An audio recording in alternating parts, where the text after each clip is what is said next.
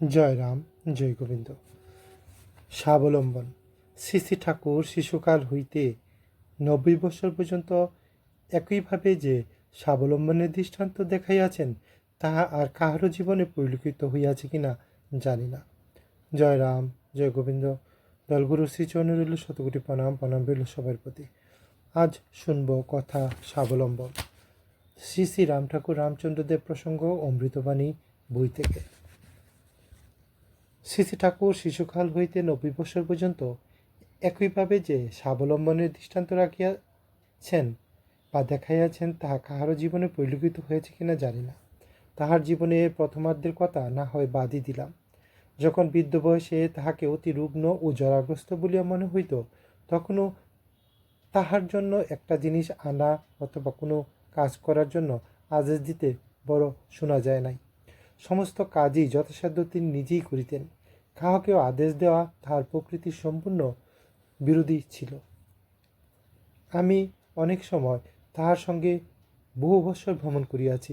কাহারও বাড়িতে যাইয়া তিনি কাহাকেও কোনো আদেশ দেওয়া দূরের কথা, আমাকে রাস্তাঘাটেও কোনো জিনিস যথা ঘটি বা কাপড় চোপড় আদি আগাইয়া দিতে বলিয়াছেন বলিয়া মনে পড়ে না। কষ্টসাধ্য হইলেও তিনি স্বয়ং তাহা করিতেন। সুতরাং তাহার জন্য কোনো কাজ করিতে হইলে সেই ভক্তকে সকল সময় পূর্ব হইতেই সাবধান হইয়া মনে করিতে হইত যে তাহার কি প্রয়োজন হইতে পারে। নিজ হইতে না করিলে তাহার জন্য কাজ করা অসম্ভব ছিল।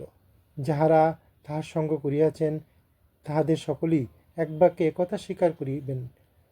প্রায় 50 বৎসর বয়সে যখন তিনি লোকালয়ে বাস করিতে আরম্ভ করিলেন, তখনও তিনি যেখানেই থাকিতেন সেই গৃহস্থের কিছু না কিছু কাজ করিতেন।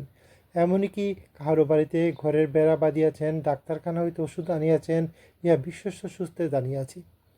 তিনি অসীম শক্তির অধিকারী এবং সর্ববিষয়ে ঐশ্বর্যশালী হওয়া সত্ত্বেও এই প্রকার সাধারণ কাজ করিয়া এই দৃষ্টান্ত রাখিয়া গিয়াছেন যে কাজকে উচ্চ নিচ ভালো মন্দ ইত্যাদি মনে করা একেবারেই ভ্রান্তি।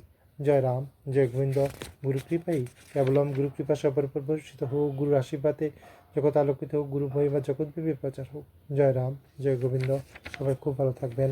আমাদের ফেসবুক পেজটি ফলো দেবেন, আর ইউটিউব চ্যানেল থেকে দেখলে চ্যানেলটি সাবস্ক্রাইব করবেন। জয় রাম, জয় গোবিন্দ। শ্রী শ্রী রাম ঠাকুর রামচন্দ্রদেব প্রসঙ্গ অমৃতবাণী, লেখক শ্রী চরণ সম্বল শুভময় দত্ত। জয় রাম, জয় গোবিন্দ। ধন্যবাদ সবাইকে।